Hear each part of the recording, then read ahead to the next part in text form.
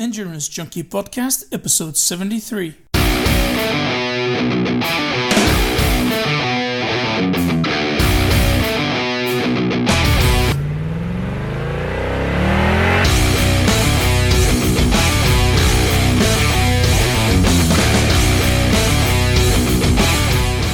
Hey Junkies, how are you guys doing? Thanks for joining me on a new episode of the Endurance Junkie Podcast, the show where I will be interviewing some of the fastest, smartest, and most inspiring people active on the endurance world today.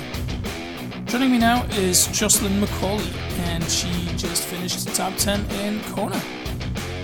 Hi Jocelyn, thanks for coming on the show today. A return guest. Last time we spoke was about 3 years ago when you won the amateur race in Kona. This time you returned. This year you returned and you got a 10th place there, so congratulations. You're still on the Big Island, right? Enjoying some family holidays?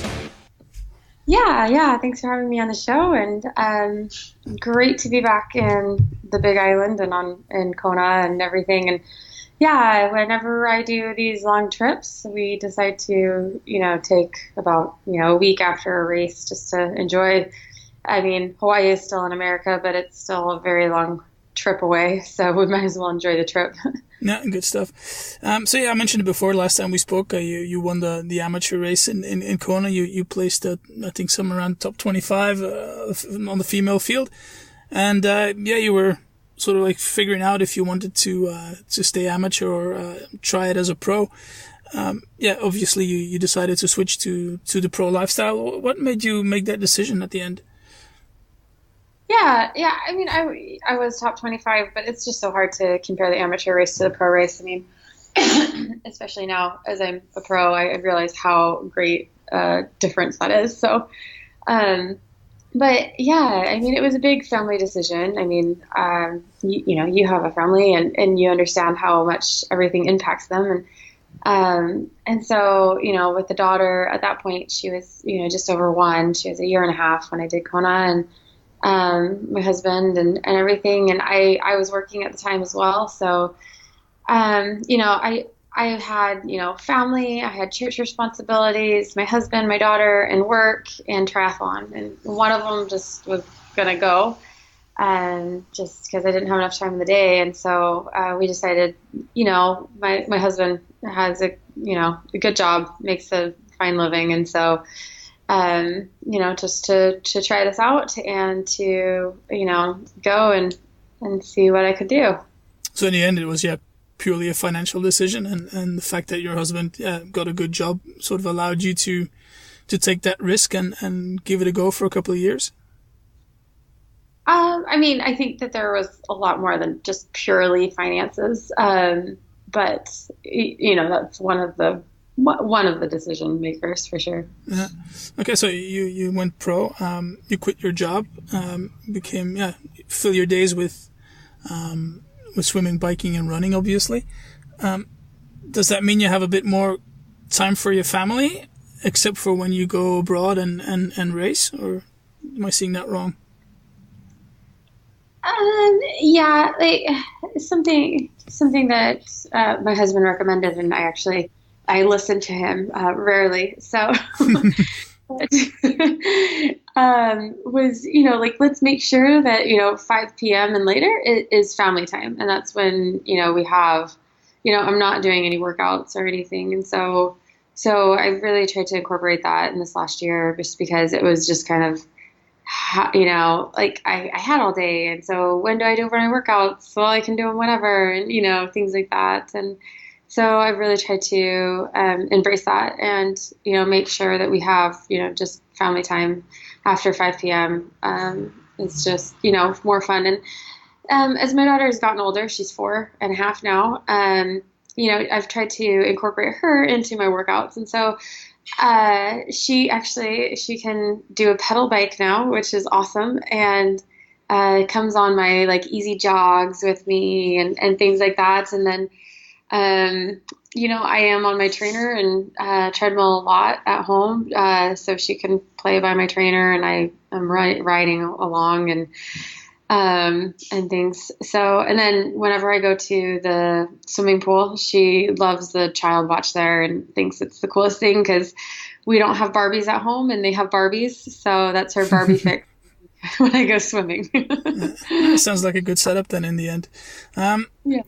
Yeah. Well, are there any other major differences then between when you were doing triathlon as an amateur and now as a pro? Did it change the way you train, the way you look at nutrition, recovery, all those kind of aspects? Yeah, I mean, I was so new into the sport because, I mean, Kona was my second Ironman, and my first one was, a couple months before that in May.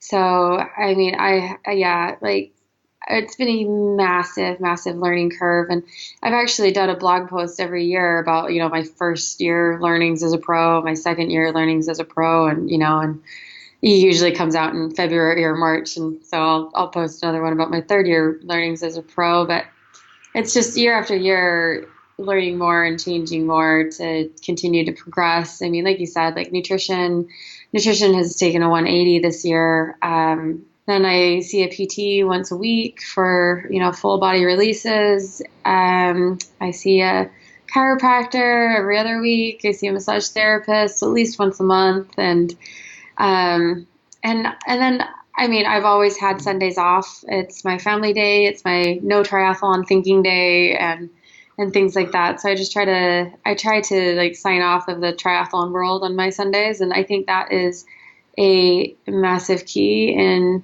my recovery is giving back to my family. And then I'm also a religious person, going to church and just being filled with that. And, so recovery's been different. Nutrition's been different. Training, I've had 3 different coaches in the 3 years that I've had. So training has changed dramatically through those 3 coaches. I do a lot more intensity than I used to as an amateur. As an amateur, I really just got on my bike and pedaled around a ton. And, I didn't do a ton of structured workouts per se. And so I feel as though I'm doing more structured workouts, more higher intensity things, and being able to progress that way. This year, I've also increased hours. Like I hit 30 hours for 1 week. Well, I guess 2 weeks because I had 2 builds this year. So 30 hours for 2 weeks this year, which is the most I've ever done, and average probably a little bit more than I used to. So yeah. Okay. How come you went through these 3 coaches in such a short period of time? So my first year, it was my sister coaching me, and she was great and everything. But I needed more of a perspective into the pro world, and she's not a pro and she hasn't coached any pros, and so I hired David Tilbury Davis for my second year, and that was going great. There were a couple of things that needed to change. So I needed to know more about nutrition, to be honest. Like I wasn't nailing my race nutrition and things like that. And then, I mean, the training, I don't think I was communicating as well as I should have. And so, I mean, coaching, is a 2-way street. And so, I wasn't, as an athlete, you're always going to be asking more and more and more. I want more. I can do more. I can do more. I need to do more because I need to get better and everything like that. And more is not always better. And so, I was getting more and more and more, and I was digging myself into a hole, and that's never a good place to be. So then about a year ago, and in August last year, I hired Jesse Kropelnicki of QT2 Systems, and so he won't let me have more, and so I ask for more, and I don't get more, and so I don't dig myself into a hole. And we've changed my nutrition a ton, which has helped a lot on my races and things like that. So I think that every coach has their pros and their cons, and their things to learn from and their things to leave. So you just got to figure out what that is for you and learn. Yeah, and I guess that definitely that connection has to be there between the two people. You have to get along, and you have to communication has to come both ways, as you mentioned. Yeah. Can you talk a bit about your racing highlights, maybe even low points as well, in those 3 years as racing as a pro? Yeah. I mean, my first pro race was Ironman New Zealand, and I got 5th place. I wanted to go top 3 there, but I was throwing up on the bike, which I don't know what that was. If it was nutrition, swallowing too much of the lake, or what. And then went on from there and just didn't have some good results. I just wasn't I think I approached my pro year as just like my first pro year as an extension of being an amateur. Like, okay, let's add, 2 to 3 hours a week and everything, and just kind of do the same stuff and see what happens. And, you can't, when you go pro, you have to go pro. And you do have to change a lot of things to be able to compete at that level. And it is a completely different level. And so then hiring David, I think, was a big eye opener and a big game changer of learning what do I need to change and things like that. And so under him, I did 70.3 Dubai, and I got 4th place there, which was a big highlight because there was Daniela Reef, Carolyn Steffen, and Kaisa. I can't remember her new last name now. But and so, I had the 2nd fastest bike split behind Daniela.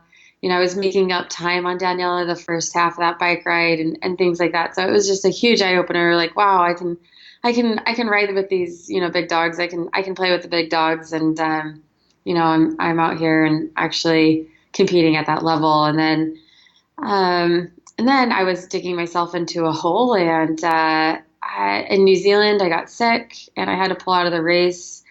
I was so sick before the race and decided to still do it. And that was a big learn, is if you wouldn't go out and work out, you shouldn't go out and race. No matter how much time and energy and money you spent to get to that race, it's just not worth it. And it's going to make your life a lot worse. So then I did Ironman Texas after that, and I was in a very deep hole and wasn't nailing my nutrition on the bike, and I ended up passing out half a mile from the finish line, and I was running down 5th place and just passed out and was on the side of the path trying to get going again for about 20 to 30 minutes, and I finally was able to, stand up and tell my body, like, we're just going. We have to finish, and still ended up finishing 10th in that race somehow. And after that, it was a lot of reflection and thinking, what do I need to change? Because things are not going in the direction that I want. Dubai was great in January, and then it went downhill from there. So that's when I changed to Jesse, and had my first race in Mallorca of last year in September under him. And our number one goal for that race was to nail my nutrition, because that's, something that I needed to work on and I wasn't doing well with. And so that was number one goal, is just think about your nutrition, nail your nutrition, and whatever comes.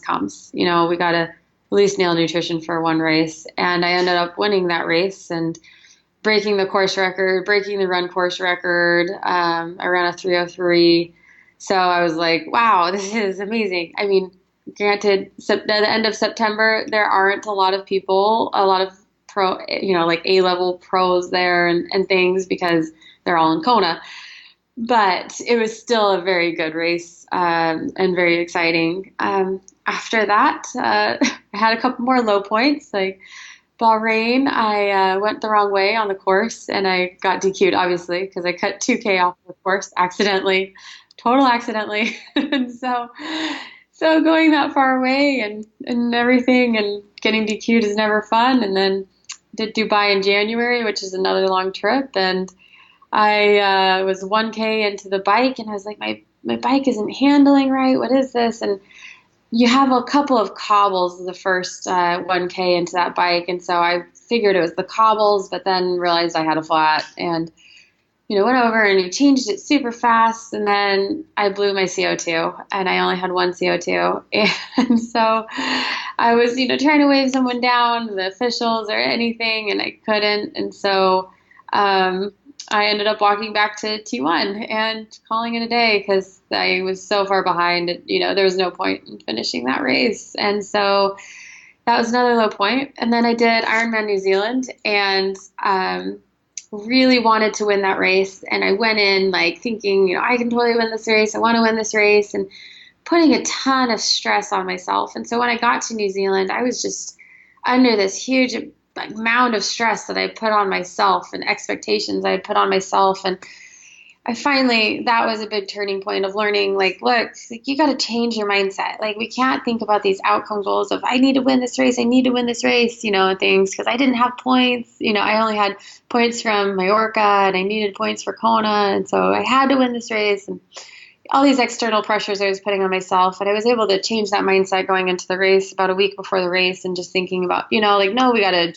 address this like I did Mallorca, and, focus on those process goals of nailing my nutrition, of, nailing, my execution that I want to do on the swim, bike, and run, and things like that. And I ended up winning that race and, breaking 3 hours in the marathon for the first time. And just that's probably the highlight of my career so far, is winning Ironman New Zealand. And then after that, it was Ironman Texas again, where I got 3 flats and I was stuck in my hardest gear for the back half of the ride. So that was not so good, but I earned my last couple of points that I needed to get to Kona with a 12th place finish there. So then I did Boulder 70.3, which we won't talk about that one either.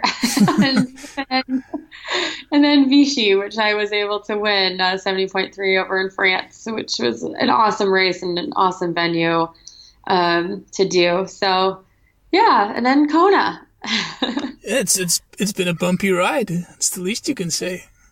Exactly. Well, you know what? Meredith Kessler always says, the highs are going to be high and the lows are going to be low. She says that about racing, but it's so true just about the journey through this. And you're going to have high points, you're going to have low points, and you just got to ride the roller coaster. Okay, good stuff. So yeah, you did make it to Kona, first time back since 2014. What were your expectations going in? Was it the same mindset as Mallorca and New Zealand? Just get the processes right, and we'll see where we end. Yeah, I mean, so what I've learned is that through training for an Ironman, so those 12 whatever weeks of the build of death and really hard stuff that you're putting your body through, it's not as motivating to think, I'm going to get through this and nail my nutrition, and things like that. And so having an outcome goal is essential to be able to help you have that motivation and everything during those really hard workouts that you're trying to push your body to the limits. And so I have, pictures of the, Ironman World Championship course, the swim, bike, and run, all over my house, like right in front of my trainer on my bike. And I have a picture of it, of the swim as I leave my house. So when I go to the pool, I can, I have that as my last thought and things like that. And so, I came in, obviously doing the race, you think about all those process goals, because there's nothing that you can do about that outcome goal when you get to race day or when you get to race week. And so race week, I just thought about those process goals of nailing the nutrition and nailing the, watts that I want to hit on the bike and nailing my cooling and, things like that. That was all my focus the week of the race and leading up to the race. But leading up to the race for those 12 to 8 weeks, I did have outcome goals for that race that, top 10 was not exactly what I wanted, but top 10 was, is good. And it is in the money, and it is a very respectable to be top 10 in the world. And I'm very grateful and very excited to do that. The outcome goals that I did have were a little more lofty than that. So there's always next year to accomplish those. So I look forward to next year, and I will celebrate this year as well. So. Yeah, good stuff. Yeah. Can you quickly take us through your race day?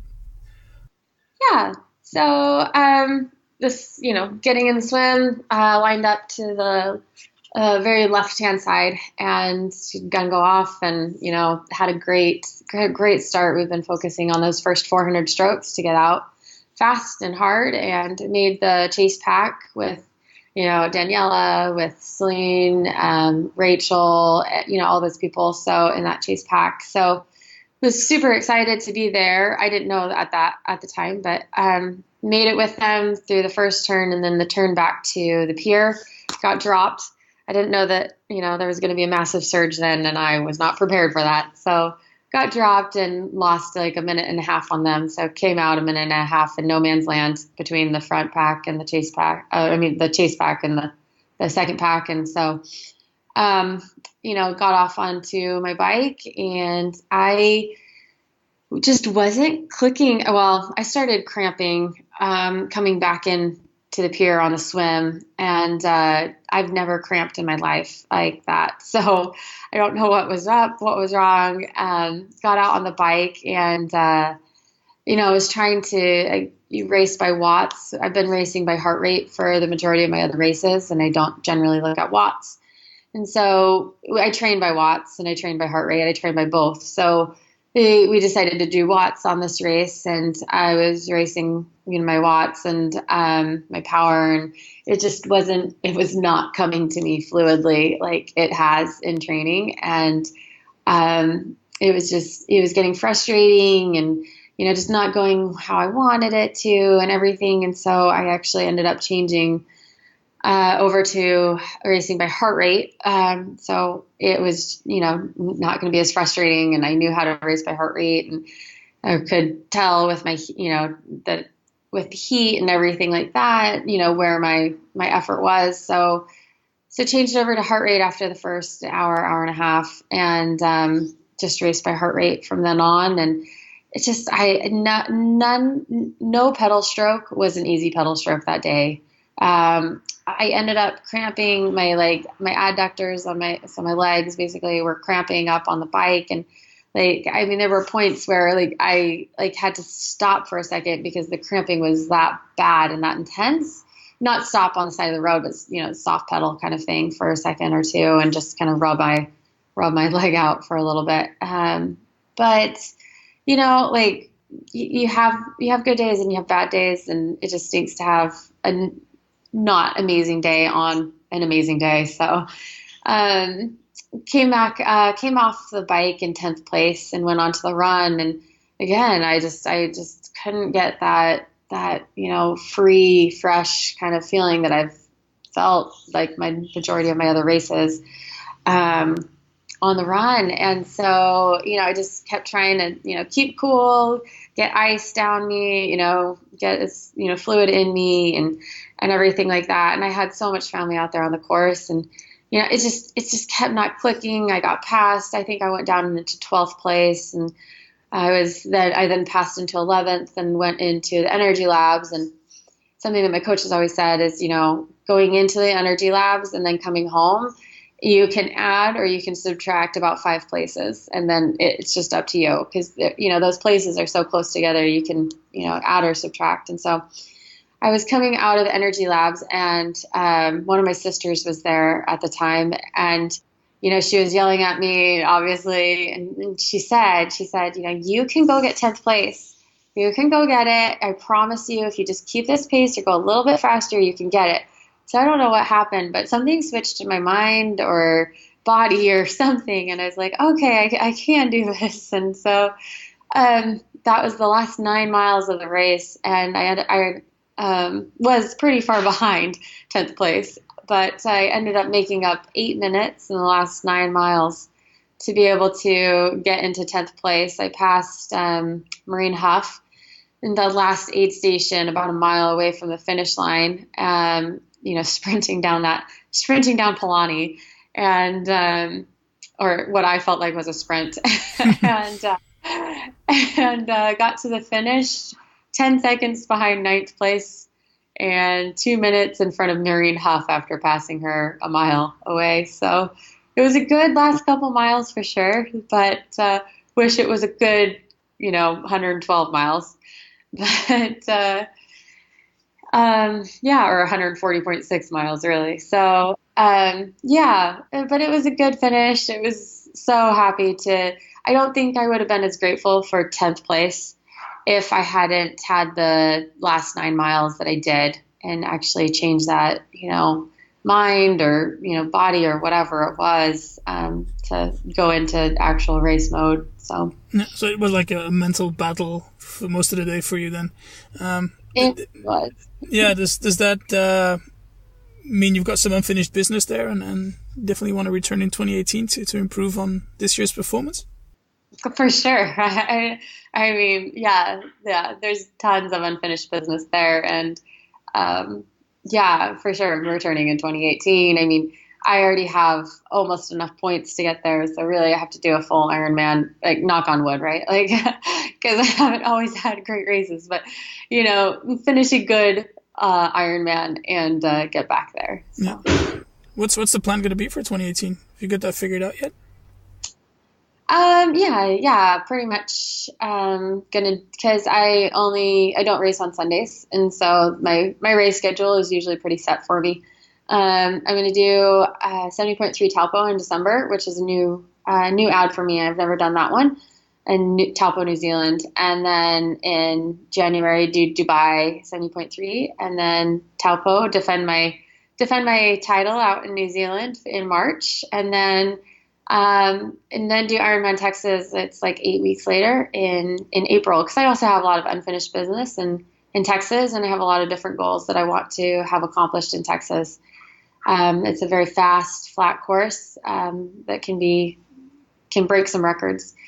And then after Texas, it's going to be kind of a let's see what happens if I want to add in St. George 70.3 is a week later, and there's a couple of, if they have Santa Rosa, with the fires out in Santa Rosa, I don't know if they're going to be able to have a race, because I've heard that the whole city has been basically burned down with all the fires, which is just so sad.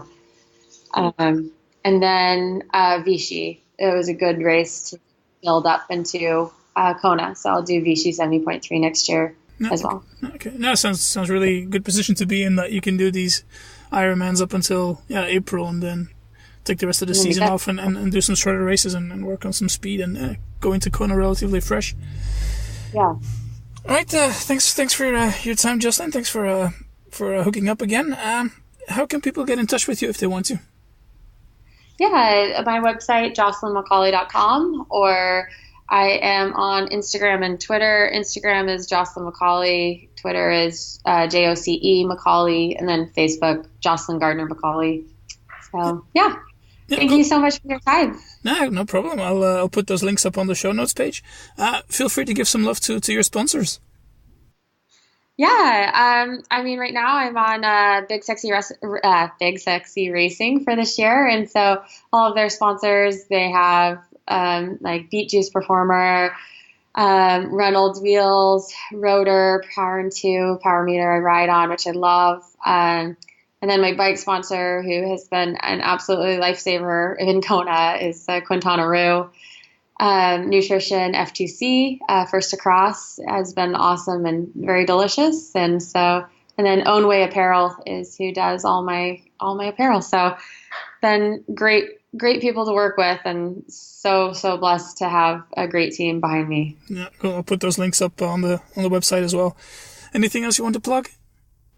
No, thank you so much. All right, no, thank you so much, and enjoy the rest of your time on the Big Island and quality time with the family. Awesome, thank you so much. All